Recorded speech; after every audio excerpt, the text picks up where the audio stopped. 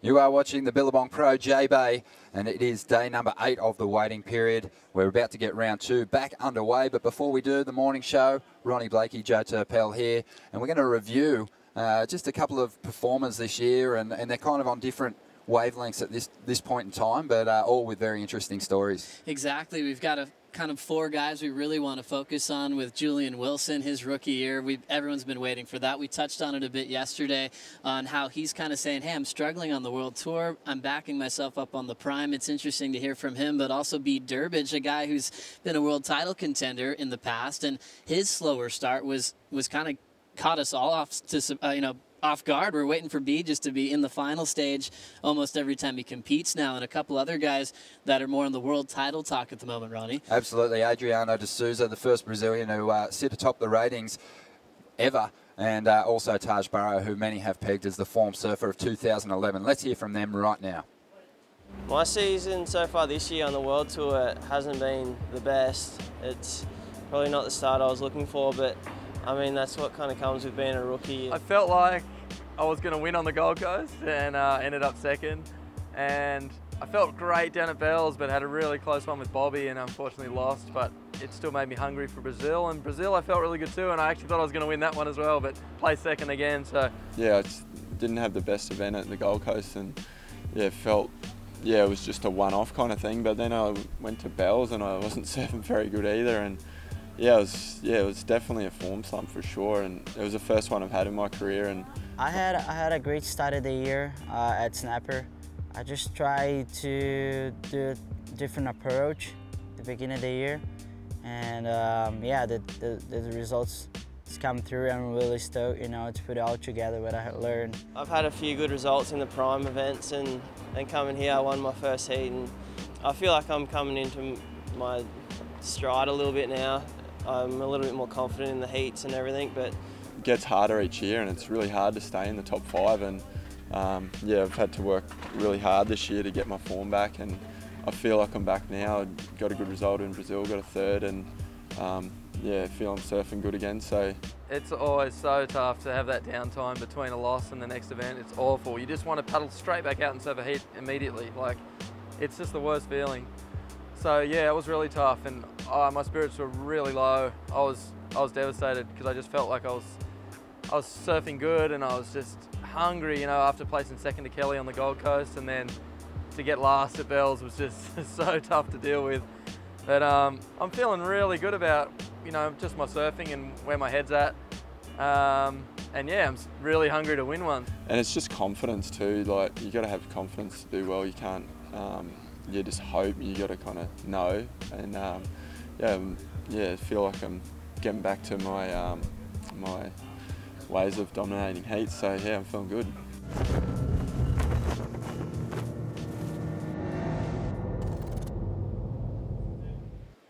Great to hear from the boys there, and just talking about their years so far. Right now, before we get round 2 back underway, we're going to review the 10 best rides of the Billabong Pro J-Bay so far for 2011. Let's rip right into this.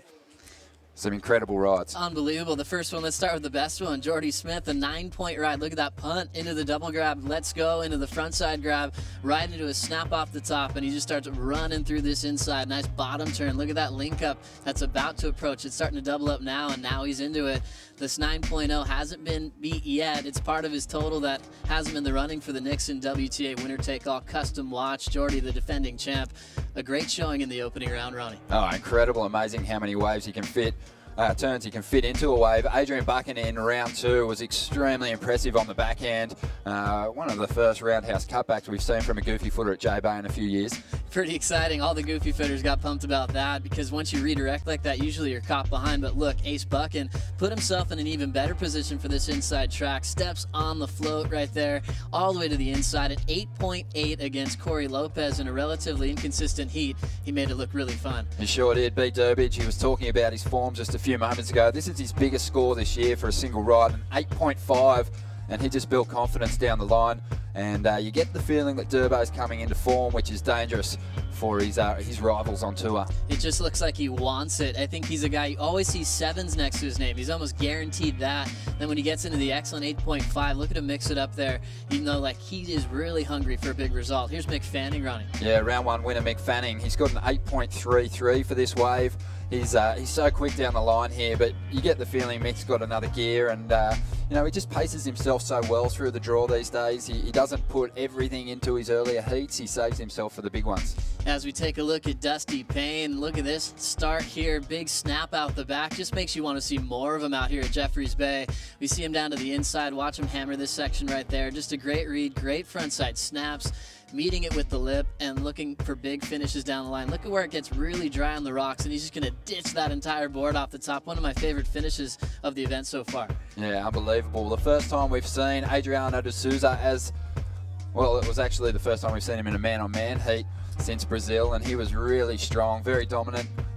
He is carrying a bit of a knee injury at the moment, but didn't show too many signs on this wave. Even threaded the needle on this inside section right on the rocks. You could tell he's looking sharp and right back where he should be in round 3. Yeah, let's get back to Dusty. We'll see another good ride of him. Boom, big snap to start, Ronnie.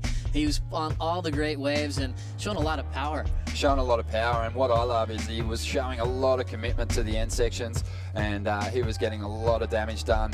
He actually has the only surfer with 2, other than Jordy, with 2 rides in the top 10 so far. Then right to Sean Holmes. He can find barrels in anything. Perfect read on that one.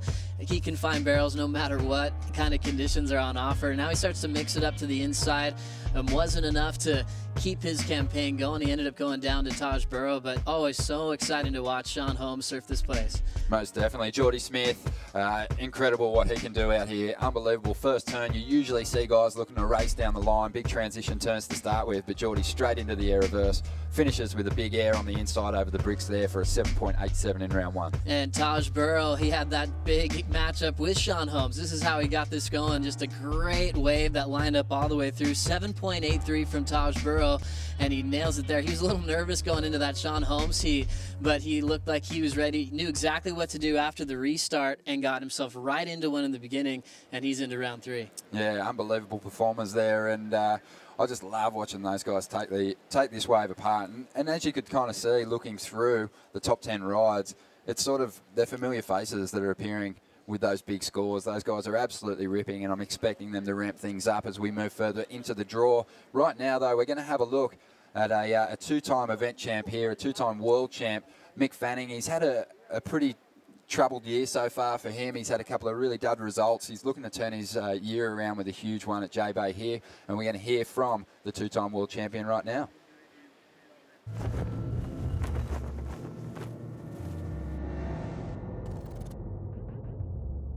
I was going into the gym for like probably anywhere between 3 and 4 days a week for 2 hours at a time, you know, and a lot of times I thought I was missing out on surf. So I just had a bit of a break. I'm actually back doing it now. I just, you know, I'd been doing it for so long that it just got stale, you know. I just wanted to just go surfing, and, you know, when you always go in the gym, you always sore, it just wasn't that fun. So, you know, I'm not going into like as gnarly as I was, and just sort of just doing the stuff that I need to now. And, you know, if I feel like training, I'll train. If I don't, I don't. If I want to go surfing, I just go surfing. So I think just being so structured was a little bit of a burnout, I think, for sure. This year sort of had a pretty fun year, you know. I got to go to like Secret Foo Fighters concert and go to the Australian Open of tennis and, you know, do some other different things that are pretty cool, you know. So yeah, I guess that side of it's been awesome. But other than that, you don't really, you know, when you come to a surf contest, it's not like you get your own throne or anything like that. It's like you're just there with everyone else and you're just cruising. Sure, I have rivalries with guys like Kelly and Joel and Taj, and, you know, those top 5 guys are the guys that you really want to, you know, beat, and, you know, if you can, you know, combo them, then that's awesome. But yeah, there's no one in particular where I sit there and just go, I just want to smash him so bad, you know. I don't have any of those sort of relationships with people on tour, you know. I just go out there and just want to do my job, and, you know, probably 2 minutes before my heat, whoever it is, I probably want to smash them, but no. But you know, if I go down the list of people, it's not a single person that I just wanted to destroy, just everyone.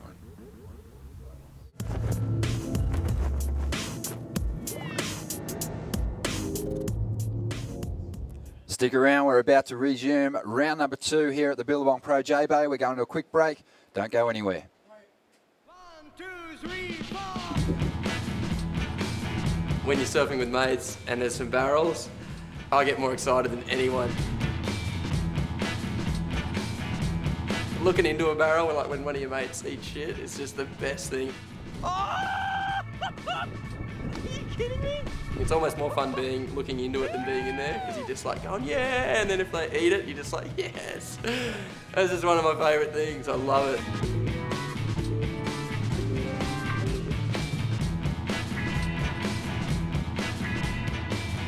I surf because there's nothing better than getting crazy barrels with your mates.